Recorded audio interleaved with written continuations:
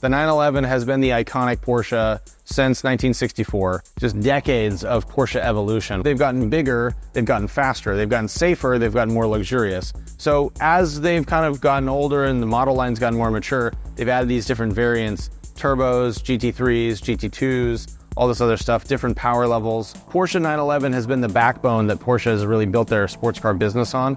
And still to this day, it's the one car that every other car manufacturer aims at with whatever car that they're trying to come out with. It's always a 911 fighter of some sort, because this car is so good and it does so many things well, and it's so durable that there's really, you know, it forces you to confront it in the car marketplace. So there's this really cool process when you go to the factory that they take the whole body with the doors and everything like that, and they kind of semi-assemble it, and then they paint it. And while they're painting it, they're building the engine and they're building the components. The way a Porsche is built, it's not like the way a lot of American cars are built. It's built from like a sandwich. So they take the bottom half of the car and it's on its own assembly line, and then they have the top half of the car and that's on its own assembly line. And then they have this thing called the merge, where literally like the two rivers of cars come together, and then it's like the robots put them together at the right thing, and then there's a couple of technicians that literally marry the chassis to the shell. And it's a really cool process, because if you take it like 8 or 10 steps back, you'll look at the chassis, which is effectively the suspension components, the brakes, transmission, the engine, all that stuff, the real guts and glory of the car. You'll look at it and you'll try to identify the car based on what you can see. Oh, it's got yellow brakes, it's got ceramics. That means it has to be this. Oh, it's got center locks. It has to be this. And so you're literally like trying to play this little game with the guys that work at the factory, and they're like, oh, you're very good at this. Yeah, you know. Yeah, that's transmission, that's different, you know? And you start to recognize the components because they have different size engines, different cooling systems for the engines, stuff like that. And as they marry that together, that's when the car is really born.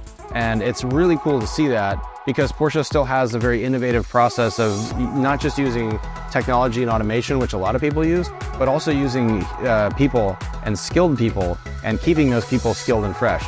So one of the weirdest things about the Porsche assembly line is they have not just one guy that puts in seats and that's his life. You put in seats for like a week, and then the next week you make you put in the dashboard. And so you actually funnel your way through the entire process of the car, so you can always know what's going on.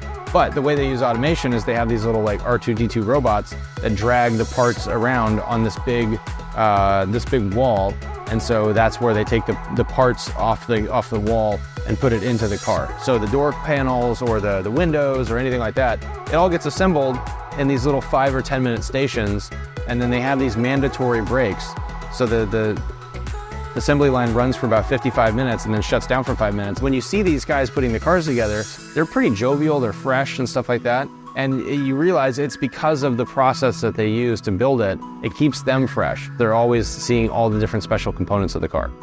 Really, from an ownership perspective, Porsche is so special because these cars are so robust. When people say, oh, you know, I don't want to abuse the car or something like that, it's really funny, because when you think about the German use cycle, like where the cars are engineered and how they're built and what they're being designed for, they're literally built to run on the Autobahn at full throttle for a full tank of gas. And the whole car has to work.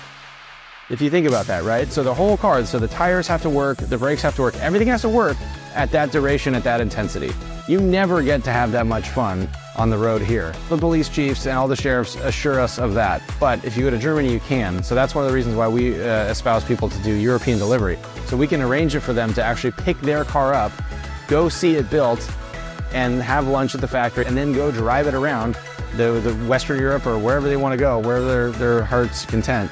And I've done it a couple times. I've gone over there with clients to deliver cars with them. It's really the only way, unless you're good driving on the track, to get to see what the car can really do.